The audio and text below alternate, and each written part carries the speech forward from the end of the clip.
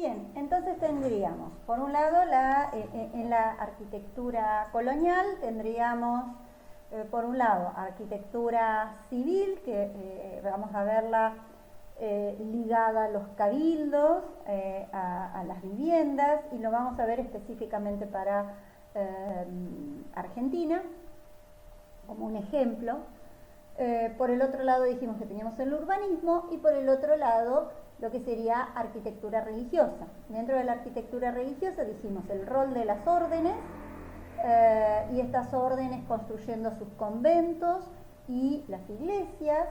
En este caso tenemos una típica planta que se va a utilizar mucho en América, que habíamos dicho, esta planta inscrita en un rectángulo de nave única, y que convive con aquellas de 3 naves, ¿no? En este caso es todo el programa iconográfico de los profetas en los pilares del templo, y esta es la planta de la iglesia de la Compañía de Jesús, ¿no? Fíjense en el interior cómo va a desarrollarse de acuerdo al lugar y a la prestancia. Vamos a ver una diferencia entre las iglesias y las parroquias que se van a instalar en Argentina en el periodo colonial, encaladas y con mucho más sencillas por la accesibilidad de posibilidades de la decoración, pero sin embargo en las sedes de los virreinatos, en estas ciudades, pues, pensemos en lo que hoy es México, pensemos en Puebla, en Lima, en Quito, ¿no? En el caso de esta iglesia que les estoy, el interior de la iglesia de la Compañía de Jesús en Quito, fíjense el desarrollo en la nave central, detrás del altar,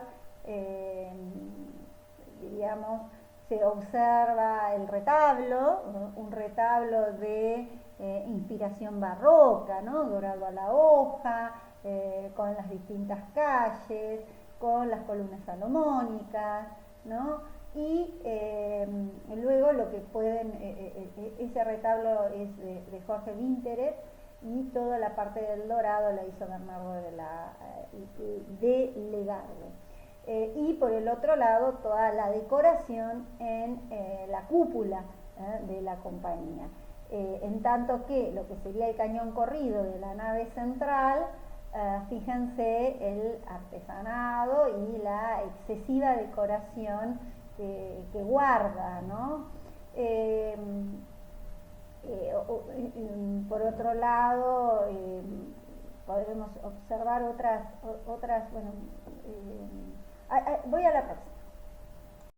Rápidamente, algunas iglesias de Lima, en este caso la Catedral de Lima, la planta de salón, de nuevo se repite. Allí, bueno, se va a combinar por las distintas épocas de construcción, entre, por un lado, bóvedas con techo de madera y estuco, ¿no? 3 naves, capillas laterales, ¿no? Corresponde a lo que sería la tercera fundación en 1606. Me detengo de nuevo en esto que habíamos presentado anteriormente, la importancia de las fachadas como retablos exteriores, como retablos públicos, ¿no? La fachada de la Catedral de Lima, ¿no?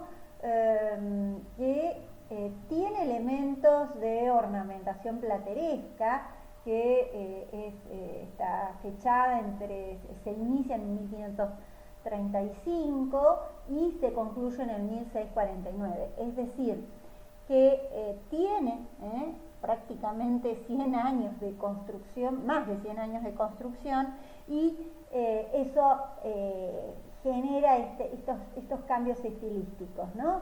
De alguna manera, lo que ustedes observan es este ordenamiento frente a otras fachadas de tinte barroco. Luego, aquí tenemos el convento al lado, esta construcción amarilla, digamos, es el convento de San Francisco. También tiene 3 naves, la cúpula en crucero, sigue el modelo de la Merced de Quito que habíamos visto anteriormente. Fíjense cómo la portada del convento, bueno, está en el centro, la utilización del estuco, el almohadillado, ¿no?, que habíamos visto que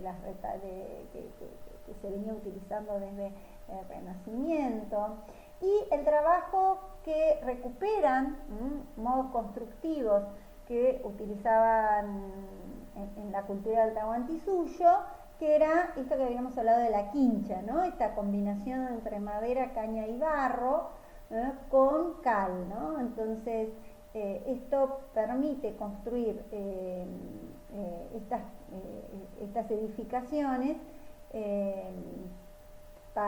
incluso que en la zona de Cusco eran antisísmicas, ¿no? Bien, vamos a ver un poquito más.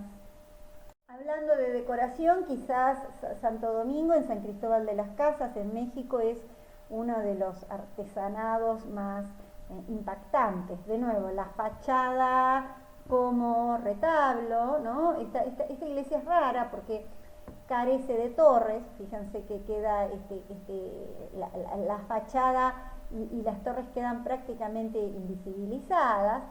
Tiene una fuerte influencia mudéjar. Observen las columnas salomónicas que dividen estas tres sectores horizontales que marcan la horizontalidad. Sin embargo, tendríamos esas calles, todo un bajorrelieve tupido en donde hay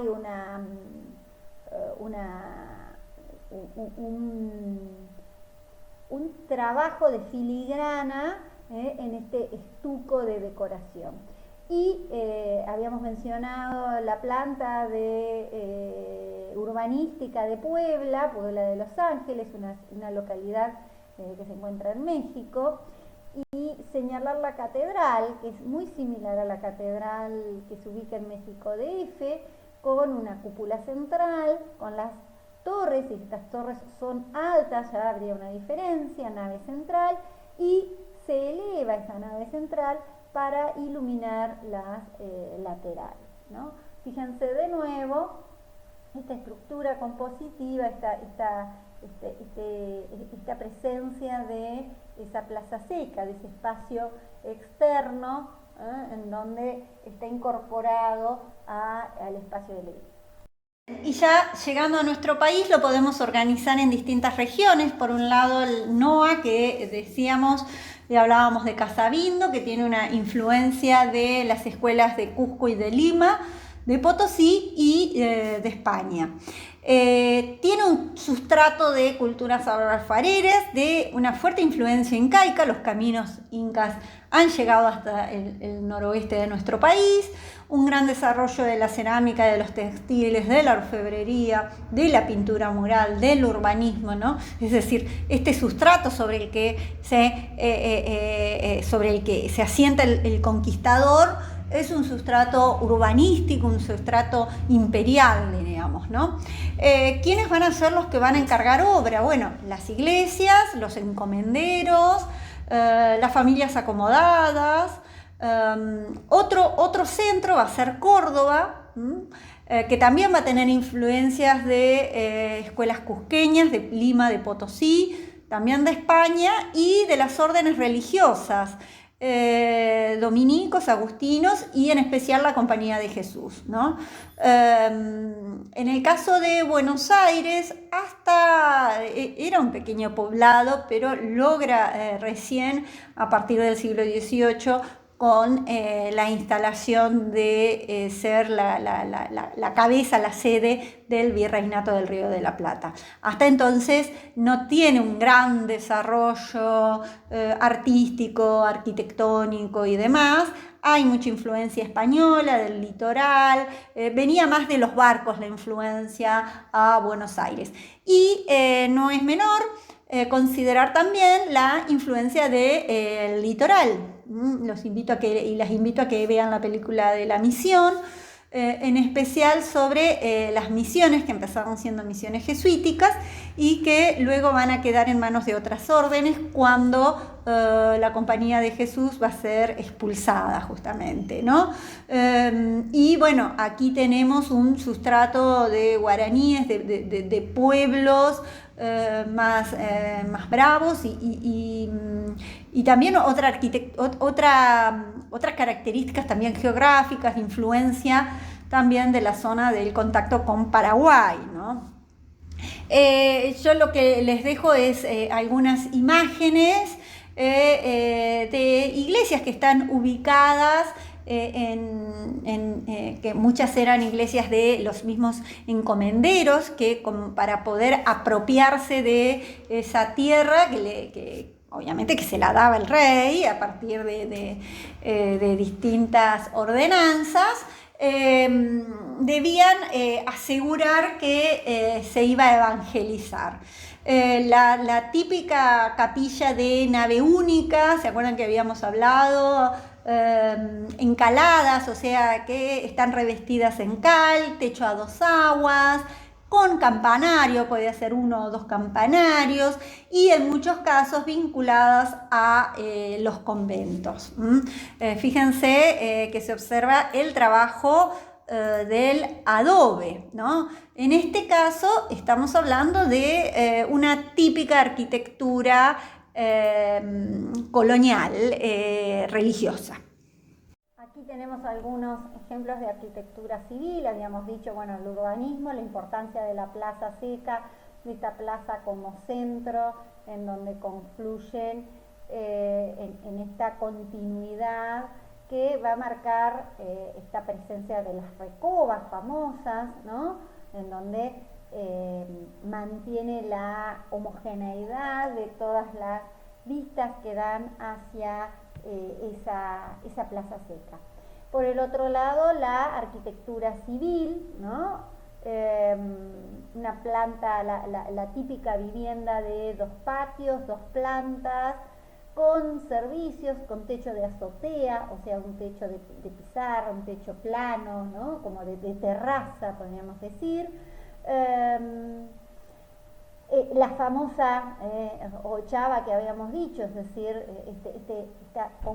esta terminación en ángulo recto de las viviendas que permitía en muchas de estas viviendas que se utilizaban en la planta baja para comercio, permitía que se ingrese por una de las puertas y se saliera por la otra. La modificación, ¿se acuerdan que habíamos hablado, ¿no? Que se va a hacer, que es contemporánea, es esta ochava, este desdibujamiento del ángulo recto que nos va a permitir que no se produzca un choque y que haya más perspectiva hacia donde me voy a dirigir si doblo la cuadra, digamos, ¿no?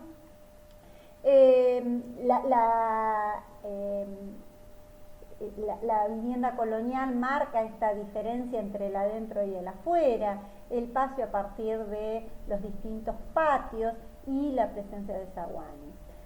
Bueno, cabildo como el espacio cívico, el espacio del poder cívico. Los cabildos, las plazas secas y lo que tienen a la izquierda es el pueblito de Yaví, que era el pueblo del encomendero, ¿no? Que fue el marquesado de Yaví, que vamos a hablar la semana que viene un poco más.